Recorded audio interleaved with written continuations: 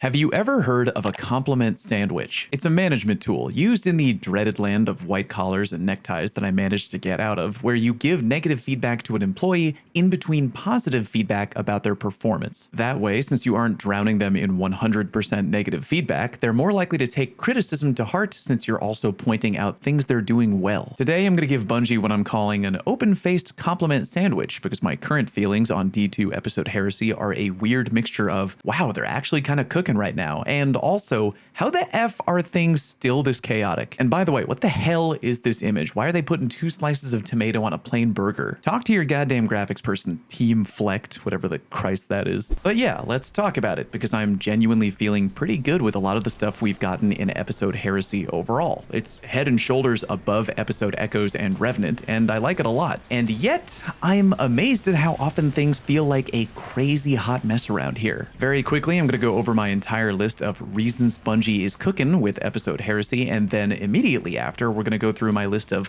Bungie, what are we doing out here? Okay, starting with the story. After what I felt was a very satisfying conclusion of the final shape, the player base found ourselves in kind of a Marvel Avengers Endgame type situation. Everything we'd worked towards was finally concluded with a neat little bow on top. Those of us who played through Episode Echoes and Revenant did so because we still enjoy playing Destiny to some degree. And the stories of those episodes were, at least in my opinion, kind of boring, which again, was expected to a certain degree because any storyline after The Witness was probably going to be weak by comparison. With Episode Heresy, for the first time in a minute, I'm finding myself actually invested in the story. While running around the semi-abandoned dreadnought, we're now openly communicating with the Echo of Navigation, aka Oryx, who is not only surprised to find out that he's dead and that we killed him, but really wants us to take up his mantle and become the new Taken King. You know, because Oryx's whole thing is sword logic and all that. I gotta be honest, lore content isn't really my forte, but good news, I'm going all out for today, and I've hired notable lore YouTuber My Name is Bife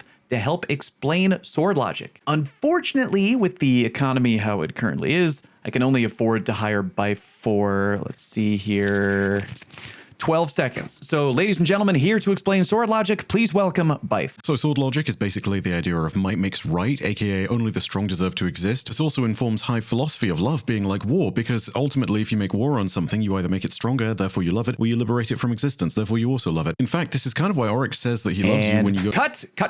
That's all I can afford. Thank you, Bife. Thank you very much. So yeah, moving forward in the story, Xivu Arath is big mad about Oryx wanting us to be the new Taken King, and it's all really fun to be directly in the middle of. And we're also getting this other compelling side story about the relationship between Drifter and Eris Morn, which I didn't really think I'd be into, but I am. Furthermore, we recently got a new story-related cutscene, which again, historically, I've never really cared too much about. Some have been good, others have been forgettable, whatever. But this new one in Episode Heresy is really damn good. Like, I'm genuinely very excited for Act 3 to finally get here because I want more of the Episode Heresy story, which truly is something I didn't think I would find myself saying after the final shape. Moving on down my personal they cooked list, we have stuff they've changed or added into the game. Kicking that list off, even though it's not officially coming until Act 3, Rite of the Nine looks damn good. A big portion of the D2 player base loves challenging PvE content, including and especially contest mode stuff, so Bungie saying,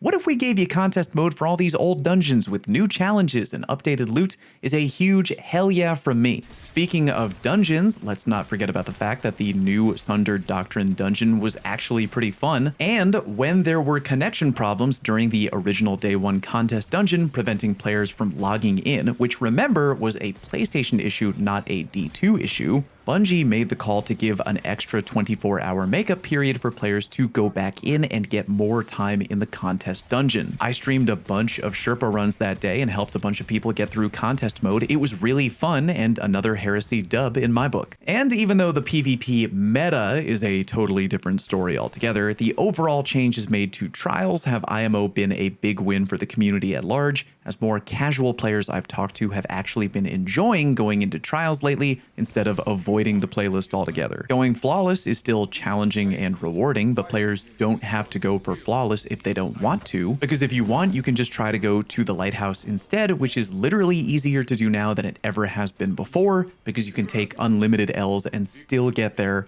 albeit eventually. The hidden exotic quest to get the Barrow Dyad SMG came out of left field during Heresy Act 1. I remember a bunch of people rushing into my Twitch chat talking about accidentally stumbling across a new hidden exotic quest, and when I launched it the whole way through, I was getting vibes I hadn't felt since the OG Whisper of the Worm quest. Court of Blades is a fun short activity that I think plays well. There's a lot of new weapons added to the sandbox I'm having a good time using. We got a double loot GM week during a window where there was actually a gun that players wanted to farm, and even though we didn't get new exotic armor, the new aspects that were added in Heresy, not to mention the whole concept of bolt charge, have kicked down the door harder than I thought they would. Finally, I'm even enjoying the new Rushdown activity that was added to the Guardian Games event, and it definitely ain't perfect. Some of the fights are fine, while others are a fun trip down memory lane, but no matter how you slice it, having a brand new activity to play for Guardian Games is miles better than the old activity, which last I checked was, hey, why don't we go fuck up Dolan Karu in 30 seconds with Wardcliff Coil 100 times? Gee, isn't this fun? However, in a truly baffling situation, while Bungie is IMO very much cooking with a lot of what we're getting with Heresy, they're also,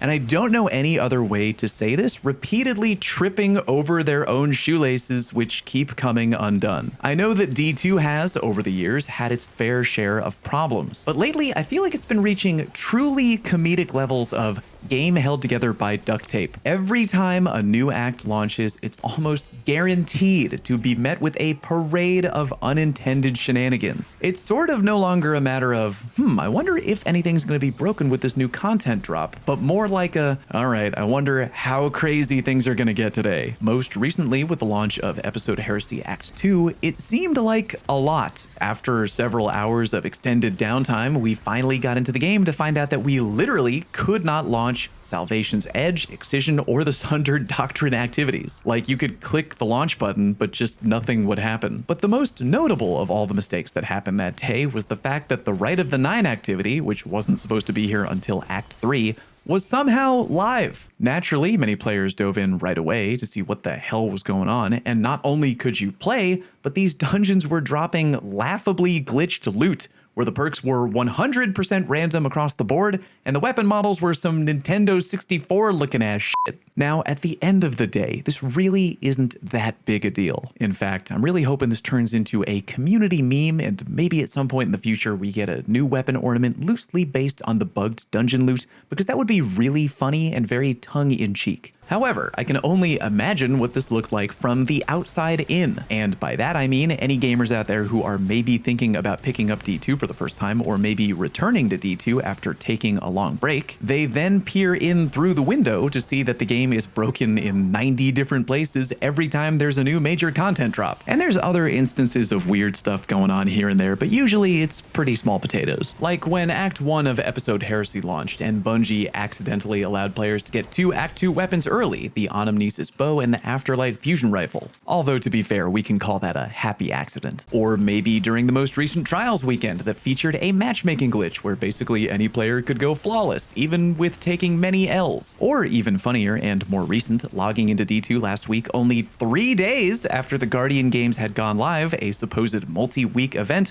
only to be greeted by a message congratulating hunters for winning the whole thing. And again, at the end of the day, most of this is really nothing more than just straight meme fuel. Like laser tag weekend from way back when. It's all just stuff we'll probably look back on one day and laugh about, but at the same time, it seems like it's happening a bit more often lately, and that is kind of frustrating. I want to be clear though, all my criticisms here, if you can even call them that, are directed up at the top of the pyramid. I've never been a game dev before in my life and have no idea how difficult testing for or rooting out these problems really is, but I do know what it's like to work at a company that has been repeatedly hit over the head with mass layoffs the way that Bungie has, leaving the remaining employees having to deal with the same level workload but with less resources. And when that does happen, sometimes you wind up with situations like this. It is what it is, though. Mistakes are always going to be a thing. We all make them. I'm always going to keep my fingers crossed for less of them, but hey, if that's what we got to deal with for more Heresy level content, so be it. And by the way, random side tangent, but I'm putting it out there because I'm already venting, so why not? The awesome episode Heresy story that I'm enjoying so much right now, I just found out, literally while writing this script, that the storyline was written by Hazel